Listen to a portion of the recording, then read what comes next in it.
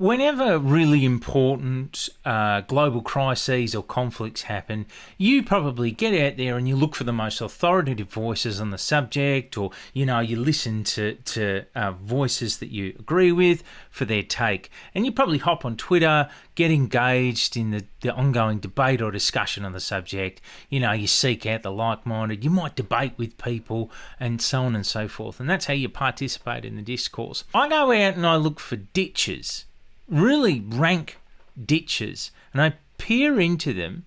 I look for the biggest fucking dregs I can find, and I look for what they're saying on the subject. And I do that because that's all I ever do, really, isn't it? I look in ditches for fucking dregs and I listen to them, and then I do videos about them. That's my shameful calling, and by watching this video, you're only encouraging me to do more of that. So really, this is your fault. Let's look at some popular takes from Australian anti-lockdowners on the Russia-Ukraine conflict. What, 2 weeks ago, they kind of dropped the COVID narrative like a hot stone, and then it's boom, change gears, and we're on the war narrative. Yep. It's amazing to watch. I mean, if I had to put it in a sentence, I would say it takes my breath away to watch the media. The media is a fear factory. They just generate fear constantly, and then they just change gears when they're told to. It's incredible to watch. This one's a really popular take. The whole, they talked about the scamdemic for 2 years and now suddenly it's all war. All they're talking about 24/7 is Ukraine, Ukraine, Ukraine, stand behind Ukraine. Prayers for Ukraine. Let's change the lights on the bridge to blue and yellow for Ukraine. They are trying to flip the narrative, right? Understand that. Understand how they work. They do this time and time again, and they're doing it again. They're trying to flip the narrative. They're trying to get you, the people, to forget the shit show you just experienced for the last 2 years. Do not let them get away with this. I think this is a simple misunderstanding we can clear up on the relatively linear nature of events in life and news cycles. In fact, I think it's even more simple than that. You see, after you mostly talk about one thing, you later mostly talk about another.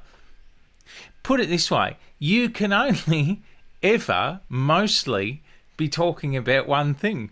Literally, that's a universal truth. How else do I put this? The COVID event has not actually gone away just because it is currently not mostly being talked about by the press. That's because it's like a virus. It's a pandemic. It's not what's on the paper. Do you see that? Okay, how do I... Talking about the virus doesn't make it real. It just is real. It's not like a god in a Terry Pratchett novel wherein your belief in it is what gives it life. The thing about a virus is that it continues to happen, and it actually is continuing to happen, whether or not you discuss it a bit, or a lot, or even not at all. Do you see where I'm coming from here? Okay, look. A newspaper is a newspaper, and a pandemic is a pandemic. That's two different things, right? You see, does that... Okay. You've heard Mark McGowan has come out and condemned the actions of Vladimir Putin, the Russian president, and what he's done with Ukraine. Can I steal a thought from you, Brian, to ask you, have you heard what Mark McGowan has done condemning what Justin Trudeau has done to the people in Canada? No, I haven't heard that. No, I haven't heard anything about Canada at all from Mr McGowan or New Zealand. No mention of the protests outside Parliament there. They've been going on for the last, 5 weeks maybe? No, but they're very quick to jump on about Ukraine, which the conflict's been going on there for, I believe, 8 years. So, interesting, isn't it? Righto, so this one is that politicians locally expressing solidarity with Ukraine. Well, I can't do that because, they sent Vic Pol out a few times last year to brutally enforce lockdown restrictions at the cooker rallies. Or even just because they did lockdowns and stuff. If you did a lockdown at some point, if you had any role to play in a lockdown, you're a hypocrite if you say anything about Ukraine now. Okay, so Scott Morrison was on the TV this morning saying, oh, he's just a thug, Putin's just a thug and he's a bully and blah, blah, acting the big man. Who was the big man when a bunch of peaceful protesters, mums and dads, were at Canberra, and he authorised the use of military-grade weapons on them to fucking fry their brains and their insides, right? Scum of the earth fuckwits are sitting there talking about the fact of how people are being treated or whatever else, and how they need to come to their aid. Really, how people are treated. So you're saying that their government aren't letting them work, earn an income, or maybe they're segregating the community where, you know, they're treating people two different ways. Is that what we're saying? Are they being treated like this, or should we keep going? Is there, you know, a segregation going on or apartheid going on? Right? Are these people being shot at with, you know, rubber bullets? Right? What's the difference? I understand that, you know, conspiracists don't like that the pandemic happened. Or, you know, and I get that they're COVID denialists, okay? And for what it's worth, I do also agree that Vic Pol are dogs. In fact, I agreed on that and on their heavy-handed tactics before any of these rubes ever even thought about it. But the thing is, what happened to all of them at rallies or during lockdowns in Australia was not actually a war. I tell you what is a war is a war. And that's what the politicians are expressing themselves about. Okay, you get it? A war is a war. A war is a war, like a war. Do you know a war? A war is a war, and what is not a war is not a war. Bear with me here. I feel that there's learning in this for all of us. Okay, listen. What is a war is a war. A war. And what is not a war is not a war. War. And nobody ever died at an anti-lockdown rally, so that's not a war. Got it? Next. We've had word that... We've had word. You haven't had word from anybody. As soon as these parasites decide that they're independent journalists, they start talking about how they've got breaking news and we've had word come in. There is no we and there is no word. There's you and a bunch of other fucking liars and fantasists. Fuck off, you've had word. We've had word that Russia have been taking down these bio labs or bioweapon labs. Okay, so the woman is Maria Z. She is a liar who first found popularity by lying about this made-up nightmare COVID ward in which someone saw people being injected and killed by doctors in hazmat suits. Seriously, the video in question, I'm not going to dig it up. It was like a really bad fanfic zombie movie. Of course it got hundreds of thousands of views. You have to be a real fucking rube to listen to fucking lying cunts like this. And there are many, many different theories floating around, Simeon, about whether, you know, Putin is actually trying to take down the New World Order, whether this is him separating himself from, you know, stopping the Great Reset from infiltrating his country. Do we have any evidence that that's actually what's happening? Well, look, the evidence about the biolabs is published accidentally by the United States State Department itself in the government contract sections. She's talking to Simeon Boykov, or the Aussie Cossack. Simeon is, you know, I've discussed him on the channel before. Simeon is a full-time ultra-nationalist Russian LARPer. It gives him a sense of identity. If you notice, he actually looks like the massive baby from Spirited Away. And he's been pushing the denazification angle about Putin's agenda, that pro-Russian line, even though his own life is so loaded up with Australian neo-Nazis that he could probably do with a bit of denazification himself. So when the United States builds an asset overseas, because it's a capitalist country, obviously there's transparency, and they have to show where they spent their money and who they used and which businesses they engaged. Now, all of this information is available, and on my Telegram channel, and you'll see the link in the description, you can actually see these documents, which show that these biolabs were built in the Ukraine. Now, these biolabs obviously are very concerning, because if these biolabs, such as in Wuhan and other places, we don't know what they're doing, and we don't know what kind of experiments they're conducting. They're talking about secret US biolabs in the Ukraine. This is a conspiracy that's running rampant among the cookers, that this is a secret hidden reason for the need for Putin's invasion.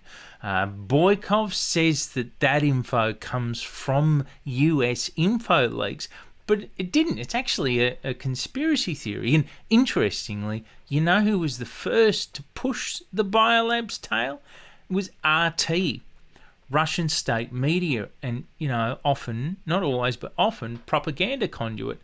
They did that in April 2021. And that was part of a disinfo program undermining, among other things, the pandemic response in the Ukraine. There is a tendency in certain annoying US centre-left circles to insist that every bad regional problem they have is the result of a Russian psyop. It's very irritating. Some people call it lefty QAnon. So I don't mean to go too hard off that deep end. But actually, at the same time, Russia really does peddle a lot of disinfo. They are big on state disinfo campaigns. And let's look at the normies. The normies look at it this way. Russia, bad Vlad the Impaler is invading a sovereign nation. Well, it's not a sovereign nation, doesn't have internationally recognised borders. So basically, Vlad's invading Russia. Vlad's also given the Ukrainians the chance for self-determination. Maybe it warrants clarifying where I stand on this crisis before I further, unleash the contents of my bowels on the lesser opinions of dregs in the ditches. Maybe we need to sort out where we stand in this house. Righto then. Principally in this, I think NATO is the principal domain of US warhawks and interventionists.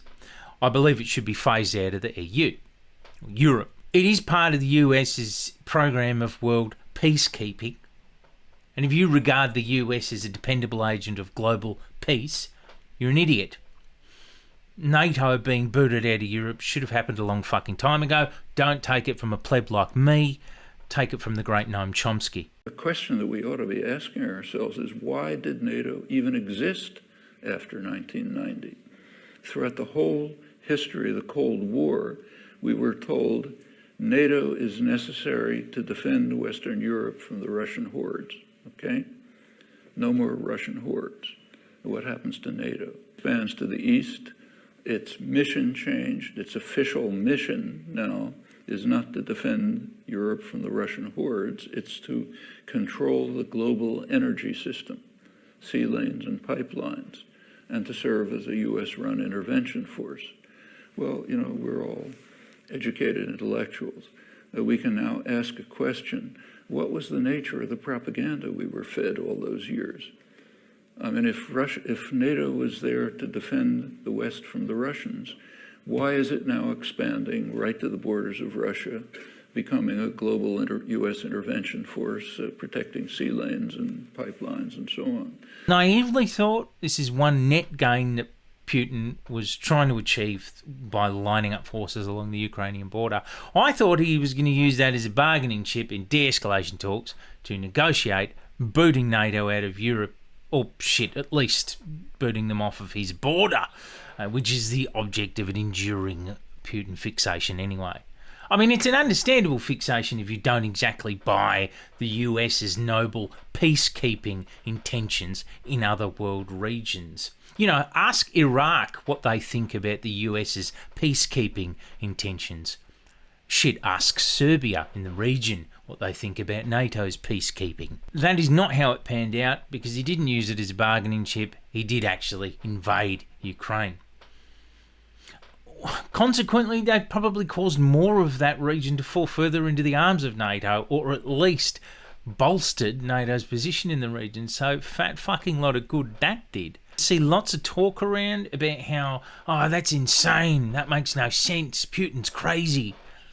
But we don't need to ascribe intentions to Putin. He told us his rationale for the attack. He did a whole video speech on it. He justified the invasion of Ukraine with very specific blood and soil rhetoric. What's that? blood and soil rhetoric is an ultra-nationalist rationale for expansion or occupation.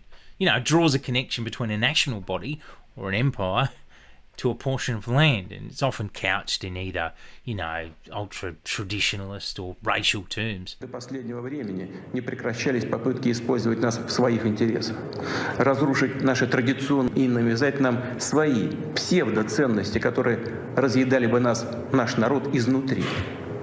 Те установки, которые они уже агрессивно насаждают в своих странах и которые прямо ведут к деградации и вырождению, поскольку противоречат самому... Attitudes that are directly leading to degradation and degeneration and degradation because they are contrary to human nature. Yeah, the Nazis were the first to really own that rhetoric. But as soon as I say that, it feels like I'm joining into this stupid fucking race to see whoever can ascribe the most Nazism to either Russia or Ukraine. And that debate is being had by way too many Western leftists at the moment. I honestly wish Russia would fucking declare war on you cunts instead, just so you don't shut the fuck up about it. People point to the Azov battalion as representative of all of the Ukraine, or they say that Ukraine is a big bad Nazi shell state that Putin's denazifying, or Putin's a Nazi, or Zelensky's a Nazi. What about Azov? What about Russia's far-right paramilitary? What about that one? What about this one? Nazi this, Nazi that. Come the fuck off it. The denazification angle is obvious spin. Like, how much of a rube are you? If you believe that argument, then I have WMDs to sell you, mate, if you know what I mean. Russia doesn't care about paramilitary neo-Nazism in the region. It's irrelevant to that territorial dispute. You should know that. I mean, Russian anti-fascists have been fleeing the fucking country for years because the state has been persecuting them. But honestly, at the same time, Ukraine doesn't care about ridding itself of this problem either, as far as I can see. It's a region-wide problem, but it's not the factor here. And you don't know shit about Eastern European neo-Nazism. Shut up, man. You only heard about Azov Battalion the other day. Don't fucking start. Nobody's cleansing Ukraine of little neo-Nazi paramilitias. Don't be such a fucking rube. This looks like aggressive territorial expansion with a blood and soil rationale. Ukraine is wedged between NATO pressing forward in the background, with the US who think they own the fucking world, and Russia growing more and more aggro on the other side, and Russia reckon they own Ukraine. So Ukraine is sandwiched between imperialists' interests. And in this house, we reject that bullshit. Blood and soil and imperialist rhetoric is hated in this house, because in this house we're anti-fascists, and we're anti-war, and we're anti-colonialist. So our solidarities are with people defending their homes and people decrying the war in Ukraine and Russia and around the world. It's a complex situation out there, but Putin is to blame for his own invasion. That shit's really simple. And the blood spilled as a result right now is obviously on him. How do you like my takes? Do you think I should pivot into a topical politics fucking breadtube video essay guy?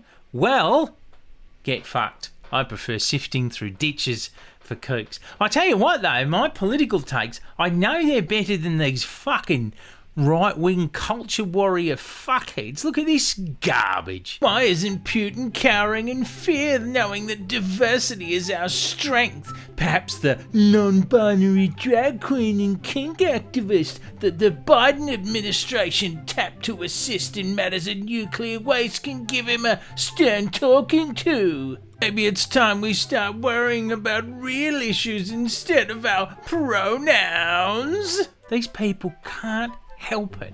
They're so coddled by the rich spoils of like mega reductive easy culture war baiting that they can't even get their head out of the weeds when people start dying in a fucking war. Not you posturing as a small government libertarian while sucking off imperial warlords murdering actual people. But We're looking at a giant war in February right now. One man with a vice-like grip over the conspiracist disinfo spread worldwide is Alex Jones of InfoWars. Generally, as a rule, when Jones says it, the rest of the conspiracist world is due to repeat it. Jones is having a popular moment right now among the cookers because last year he accurately predicted war in February. Currently, that's the projections with the top people on the earth who claim they're not with the New World Order Combine, is war in February. And this is the type of time, like right before World War I, right before World War II, when everything kicks off. I mean, never mind that all this guy ever does is predict wars and doomsday outcomes. A broken clock is right twice, right? And LGBTPQZ, they're bombing us with transgender. I mean, that's how you destroy somebody. Now, Russians aren't dumb. They look at this and go, my God, this is the most evil thing we ever saw. And because they don't want to embrace this, they're the bad people. And I mean, they realize like it's a Soviet New World Order, Borg, corporate, transhumanist takeover. They're like, we don't want to give up our humanity. And they're like, well, we're going to attack your borders. He goes on to say, this is not going to happen. You're not going to defeat humanity. You're going to fail. I mean, what do you say to that? Because this is an alien takeover. I don't know if it's green men running it. I don't know what, Satan, whatever. But whatever's going on, whatever's running most of the world is anti-human, folks. Here's Jones parroting and kind of far-right recontextualizing, like regionally, the Putin address for a worldwide conspiracist audience. It feels like it's the job of InfoWars to do this stuff, actually. Funnily enough, they've been caught before for basically lifting wholesale RT articles by the thousands for their own content. Almost as though they were in cahoots with Russian state media. Ooh, Tom Tanuki's got some conspiracies of his own. How exciting, how edgy. It is interesting, I think, that the InfoWars site has Putin's entire speech in English as a text doc underneath it. Isn't that convenient? It definitely feels like, if you allow me to indulge my conspiracy theory, that Russia does have a hand in weaponizing the anxieties and conspiracies of the pandemic against their regional global opponents. And they obviously occupy a position in the conspiracist disinfo pipeline, if not outright having an intentional input into it. But what's fun to me is to see how the conspiracists don't just go, oh, Biolab bad, Ukraine bad, Putin good. No, they go off the fucking deep end. Putin, what he's really about. He's an Orthodox Christian. He denounces the New World Order. He denounces the pedophiles. He denounces the Satanists. And isn't it funny? Take note in the media who is against him, who's going against him. So here's the thing. One, Marina Abramovic came out, like many people and celebrities around the world did, to express solidarity with Ukraine. Fine, whatever. But the problem with this one particular artist doing that is that Marina is a bit of a problem for cookers. No, actually, she's a big problem for them. Our old mate, Marina Abramovic, she does the spirit cooking. She's now coming out in support of Ukraine, and that's going to make a lot of sense when I get to what I'm terming as the bombshell.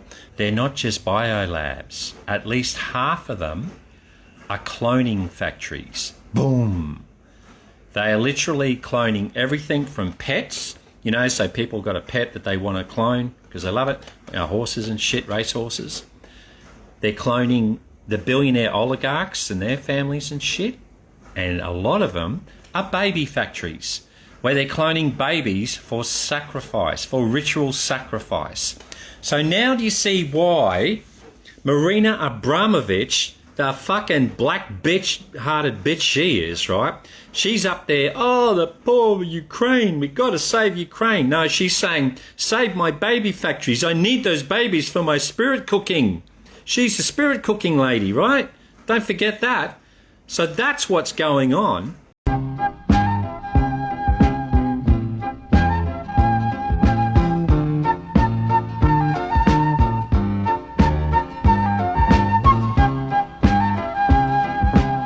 This is, of course, the influence of the QAnon set in America at hand. But it's also because for many cookers, not spirit cookers, I just mean cooked people, Putin is evocative of memories of Trump and that era of politics. And I think once you get him thinking about Trump, it's all pedo cabals and Satan and spirit cooking and kids in tunnels and God knows what else. It's an easy job then to supplant the image of Trump for Putin in this context. Hey, presto, suddenly it's easy to understand what Putin's doing, as obviously he's trying to save the cloned kids from the biolabs, the satanic biolabs. Of course, it's Satan in the biolabs. Putin had this quantum communications device that he embedded into the soccer ball and he gave it to Trump. And this is how they communicated, secret shit. And so that quantum technology, that quantum communication technology is now what was given to Elon Musk, who was putting it up into the satellites, and the fuckers shot down 40 out of 49 of his satellites from Europe. The shots came from Europe. It looked like they came from Switzerland, which of course is the home of the Illuminati, or the New World Order. So it was that same technology that later, now that Elon Musk is trying to put up into the atmosphere for the good guys. More locally, it's interesting to look at old mate Simeon Boykov, anti-lockdown influencer and Russian ultranationalist LARPers, Telegram channel. He's gone bananas on the Russian disinfo. He's outright peddling all the pedo stuff with the biolabs. He's quite content to do that. I'm not here to fully support Putin, although I think in this instance he's correct. He's made a lot of mistakes, but look, you got to admit he is standing up to the cabal, to the deep state, to the establishment. Believe you me, Borkov doesn't believe this stupid pedo shit. He doesn't believe it at all. He just knows what he needs to say to convince local conspiracist rubes to suck off Putin. That's his agenda. And that's the agenda of InfoWars and really all these other leaders in the global far-right / conspiracist scene, convincing people to become unpaid PR agents online among conspiracist circles for Putin. So, solidarity with Ukraine. Solidarity with working-class Ukrainians and Russians who want to see the immediate end of this war. Solidarity with anti-war and anti-colonialist comrades worldwide. They're where our loyalties lie in this house. Fuck Putin, fuck all war hawks, fuck imperialists, and fuck kooks. But thanks for the content, just quietly. If you enjoy my content, you can support me so I have the time to do more of it by hitting me up at patreon.com/TomTaniki.